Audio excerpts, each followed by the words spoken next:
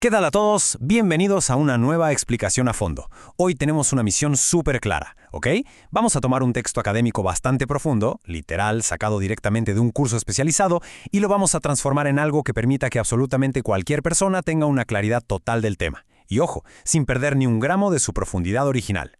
Vamos a desglosar una herramienta fascinante, algo que lleva a la mente humana desde el caos total del pensamiento concreto hasta una claridad abstracta absoluta. Estamos hablando, por supuesto, del famosísimo mentefacto conceptual. Bueno, entremos de lleno en esto. Nuestra agenda de hoy va a funcionar tal cual como un mapa cognitivo, para ir construyendo este conocimiento paso a pasito, exactamente como lo haría un mentefacto. Vamos a ver. 1. Pensamiento conceptual y conceptos. 2. Los niveles de aprendizaje. 3. La estructura del mentefacto. 4. Sus reglas fundamentales. Y cerramos con el punto 5. Criterios de calidad disciplinar. ¡Vámonos! Arrancamos con la primera sección, pensamiento conceptual y conceptos. Antes de armar estructuras complejas, es súper indispensable entender el bloque de construcción de todo este sistema, ¿no? El concepto en sí mismo. A ver, cuando revisamos la definición que nos da el texto, queda clarísimo que un concepto jamás es una simple pieza aislada flotando por ahí. Para nada. Es una estructura súper compleja y totalmente interconectada. Literalmente actúa como el instrumento fundamental del conocimiento. Es el marco de referencia que sí o sí necesitamos para interpretar esas situaciones que de otra forma serían imposibles de entender. Y para entenderlo mejor, imagínense esta metáfora que es buenísima. El concepto funciona como dos cosas al mismo tiempo. Por un lado, es el ladrillo súper sólido que construye la idea, pero a la vez es el pegamento que amarra toda la conceptualización. Básicamente es lo que permite que el pensamiento fluya libremente hacia un nivel de abstracción mucho mayor. Un verdadero comodín.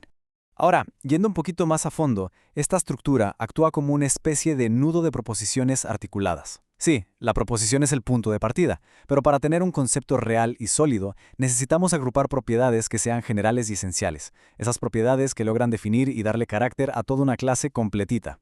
Pasamos a la sección 2, los niveles de aprendizaje. Aquí lo clave es entender cómo se mide esta habilidad de conceptualizar. Al final del día, esto involucra procesos de razonamiento y argumentación. Y al ver cómo progresa, notamos que pasa por 3 niveles muy bien marcados. Todo arranca en el nivel 1, la famosa aplicación parcial. Aquí las operaciones se hacen, sí, pero de manera medio desconectada, sin una integración real. Luego damos el salto al nivel 2, la ejecución correcta. Aquí las cosas cambian, las relaciones entre clases ya están jerarquizadas y sobre todo, bien diferenciadas. Y bueno, el premio mayor es llegar al nivel 3, la conceptualización contextual. Aquí es donde logramos armar un entramado completo, coherente y que se adapta perfecto al contexto de las proposiciones. Es el nivel maestro, por así decirlo. Y eso nos lleva a la sección 3, la estructura del mentefacto. Ahora sí vamos a sacar los planos de diseño. El mentefacto como tal es un organizador jerárquico y está compuesto por 4 componentes que de verdad son absolutamente irreemplazables. Pero antes de soltarles cuáles son esos componentes, tenemos que hacernos una pregunta gigante. ¿Cómo se agota la definición de un concepto?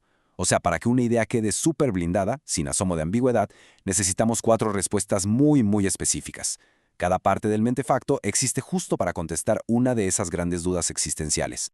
El primer componente es la supraordinada. Suena elegante, pero básicamente responde a qué grupo superior pertenece el concepto. Esto es crucial.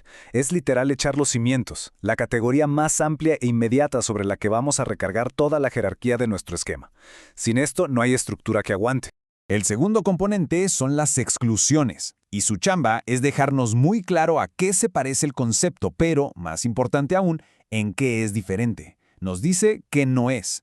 Imaginen que son como conceptos hermanos. Viven en el mismo grupo superior, pero nuestro concepto central se tiene que diferenciar de ellos de forma súper estricta. En tercer lugar tenemos las isoordinadas.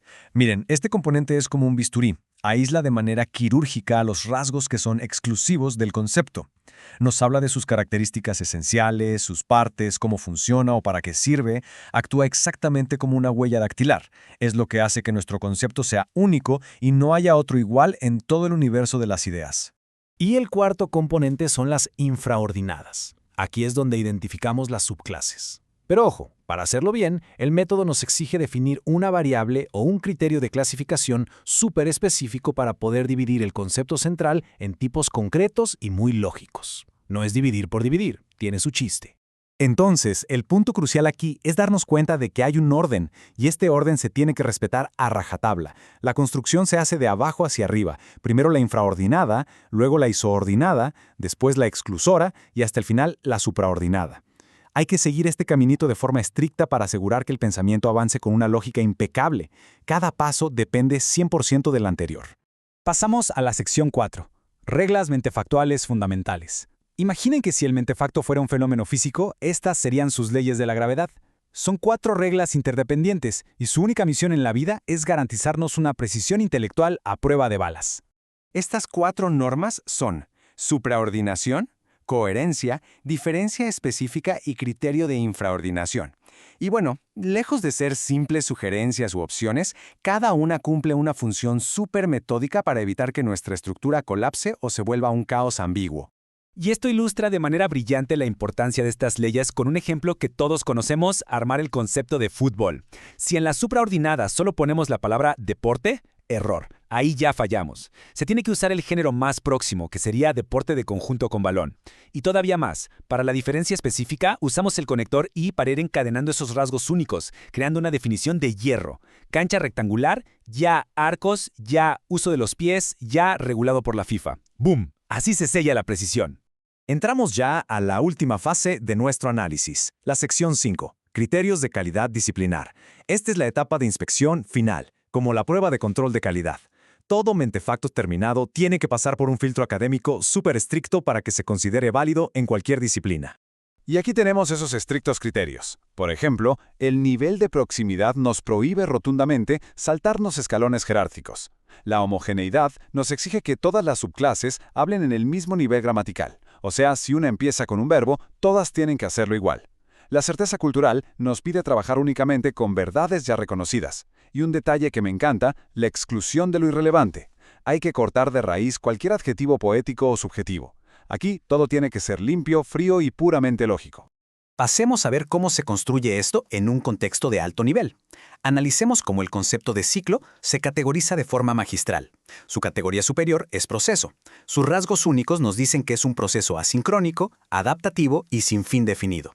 Y aplicando un estricto criterio de origen, sus ramas de abajo se dividen súper limpio en naturales y artificiales, agrupando lo suyo debajo de cada una. Cero espacio para dudas o ambigüedades. Todo encaja perfecto. Vale la pena hacer una pequeña pausa para asimilar esto. Un organizador jerárquico que garantiza precisión intelectual. El valor de dominar este marco de trabajo no es nada más acomodar información para que se vea bonita. No, te da un poder real, garantizando una precisión que de verdad eleva el estándar de cualquier disciplina que querramos dominar. Es otra liga. Para ir cerrando esta explicación, quiero dejar flotando esta provocativa reflexión final.